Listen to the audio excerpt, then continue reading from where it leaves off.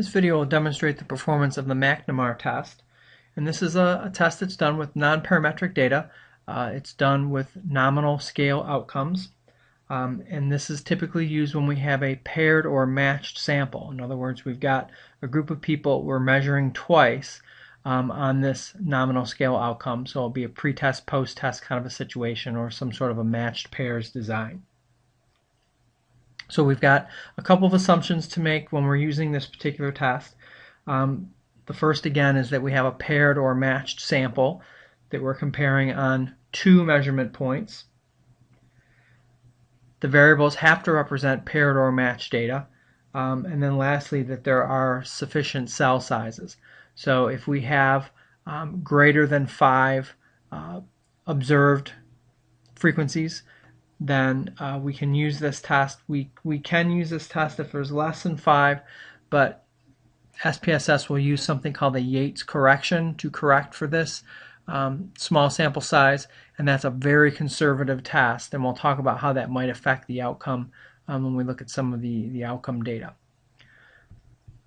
So what we have here is data on a group of athletes, and they were measured for whether or not they were exhibiting any symptoms of depression after an injury, but before they began treatment for their injury. So it was either a yes or no, exhibiting symptoms or not exhibiting symptoms. So a 0 represents no, a 1 represents yes as far as exhibition of symptoms. And then they were again evaluated after they had begun treatment and had been going through treatment for 2 weeks' time. So treatment for the injury, not necessarily psychological treatment, but treatment for the injury. And they were then evaluated for whether or not they had symptoms of depression. Again, a 0 representing a no, a 1 representing a yes. And so these are our matched sets of data. And so the null hypothesis we're going to make here is that there is no significant difference in the level of the outcome as far as exhibiting or not exhibiting symptoms of depression compared to the post-treatment or the post-depression measurement. We're going to use the alpha level of less than 0.05.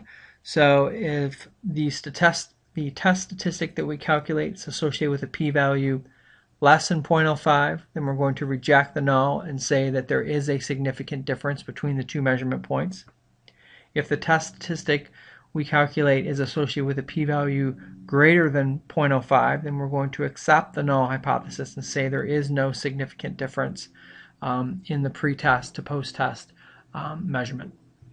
So in order to do this analysis, we're going to go to the Analyze menu, Descriptive Statistics, and then Cross Tabs. And so we want to make sure we move the two measurement or the two variables into the row or column box.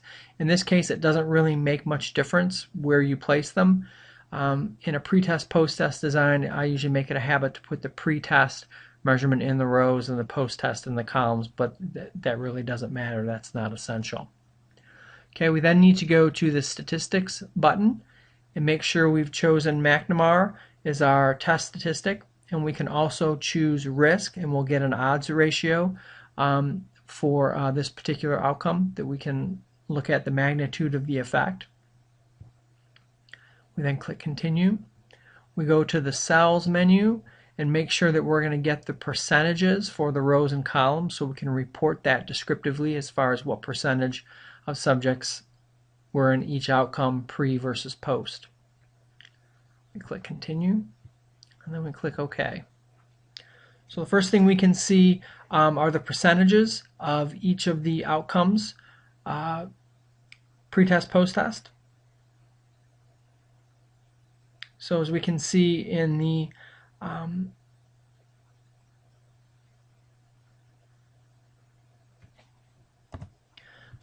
here of the subjects that did not have pre-test depression, 13 did not have post-test depression. Of the 16 subjects that had pre-test depression did not have post-test depression. So we see a large change here. But let's see if that is statistically significant in its change. So we look at the p-value here, less than 0.05. Again, this was a very conservative number because of the Yates correction. So in order to get statistical significance, either with that very conservative correction that indicates we've got a pretty good magnitude of effect, so we would be able to reject the null hypothesis at this point and say there is a statistically significant difference between pre-test to post-test.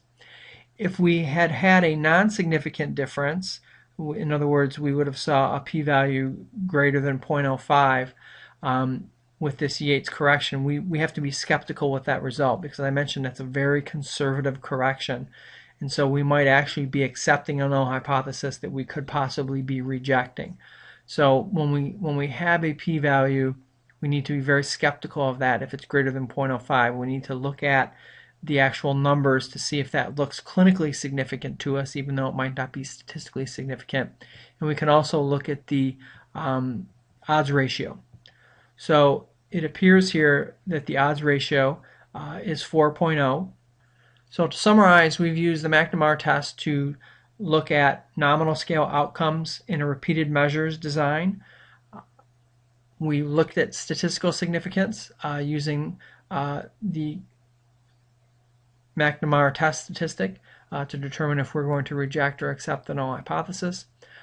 We can also use the odds ratio to get an idea of the magnitude of the effect, as well as looking at the percentage change can give us an idea if that is clinically significant. And as we can see, we had a very large percentage change from pre-treatment depression to post-test depression, about an 82% improvement as far as the amount of depression. So I think you could probably consider that to be clinically significant.